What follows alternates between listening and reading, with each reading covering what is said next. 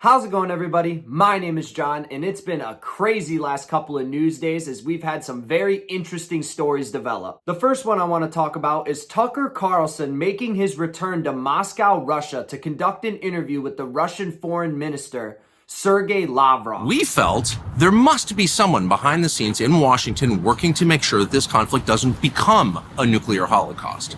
But we found out that no, in fact, there is nobody. Tony Blinken, the current Secretary of State, cut off all contact between the U.S. and Russian governments. There is no back channel, there is no conversation, there hasn't been for more than 2 years. That's shocking. So we came back to Moscow yesterday to interview the foreign minister of Russia, Sergei Lavrov, the longest serving foreign minister in the world. He's been a part of this government for 25 years. He's been in the diplomatic corps for over 40. And ask him, where exactly are we? Cue the media headlines and the outrage on Twitter. Oh, Tucker's a Russian asset. He's a traitor to the country. He's this, he's that. Last time I checked, it wasn't treason or illegal to try to talk to and understand other people. The real reason why I think there's such outrage over Tucker just doing an interview and communicating with the other side is because they don't want us to understand the other side, because then maybe we might understand that there is another side. At this point, is there really anybody out there that believes that the Russia-Ukraine situation is this black and white thing where Russia is this evil, terrible country that unprovoked invaded Ukraine and Ukraine are just these terrible victims that just want to be free? If that were the case, why would Ukraine feel the need to ban and put their elections on hold? And the excuse people will make for them is, oh, they don't want to have this election during these tumultuous times, during the time of war. Well, the US and the UK both replaced their leader during World War II. There has never been a time in American history where an election has been put on hold during a war. Even during the Civil War, when the entire country was literally broken in half, we still had elections. The reality is that Zelensky isn't that popular in Ukraine. They don't want to run an election because they'll know that he'll lose. And if Zelensky loses, that's going to break the illusion that people have in America that Ukraine is just committed to this war and that everybody in Ukraine wants to be sovereignly free from Russia.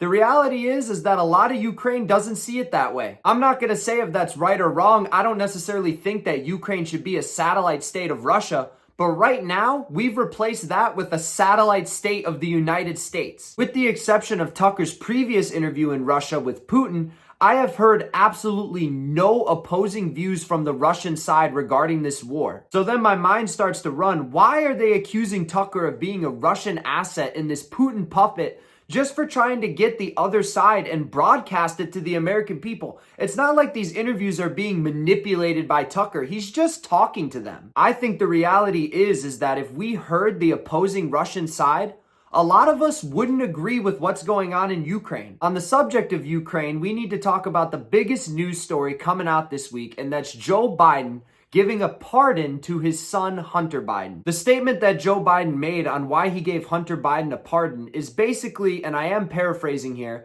is that Hunter Biden had been wrongly targeted for political reasons and that the repercussions for the crimes he did commit had been highly inflated because he is Joe Biden's son. So let's see if Joe Biden's telling the truth. What did Hunter Biden actually do? First of which is a pretty basic charge, was tax evasion dating back to 2016 and the following years after, where Hunter Biden didn't pay his taxes. And the other charge is for lying on a form to receive a firearm, where Hunter Biden lied about his drug use on October 12, 2018. So upon hearing those charges and the dates associated with them, you might be a little bit surprised to hear that Joe Biden gave Hunter an open blanket pardon dating back to January 1st of 2014. The real reason why Hunter Biden was given a blanket pardon back to 2014 is because that's when he was appointed to sit on the board of one of Ukraine's biggest natural gas companies, called Burisma. You guys might remember from the Hunter Biden laptop story is that it was highly alleged that Hunter Biden was involved with corruption to do with that business. Joe Biden giving Hunter Biden a pardon all the way back to 2014 not only reeks of absolute nepotism and corruption, but is likely a safe net to protect Hunter Biden from the corruption that his father knows he committed. The other big problem with this pardon is that Joe Biden lied about it. He said repeatedly that he would not interfere with the Justice Department nor pardon his son. At this point, I don't think Joe Biden has much credibility and has done a really good job in ruining his legacy.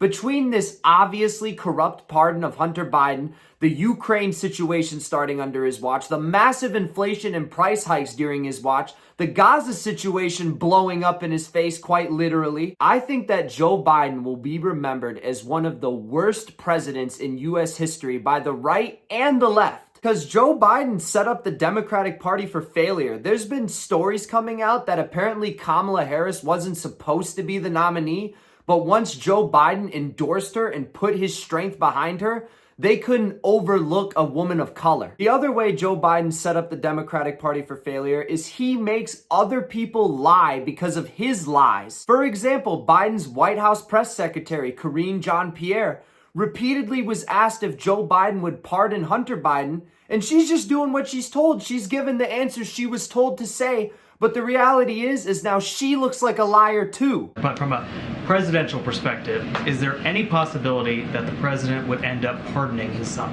No. Well, is there I just said no. I just answered. Go ahead. And really quick, before I close out this video, there was one more thing I wanted to talk about, which is a trend I've been seeing online.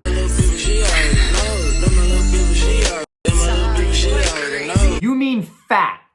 I'm so sick of this big back. The reality is, it's just another way that the language has been made softer and wimpier. Just call the people fat. I don't care if I get taken off YouTube for that. Big back people are fat. But anyway, I hope you guys enjoyed this quick video. Let me know what you think of Tucker Carlson returning to Russia, the Hunter Biden pardon, or the stupid big back trend. And I will see you all in the next one. Peace out.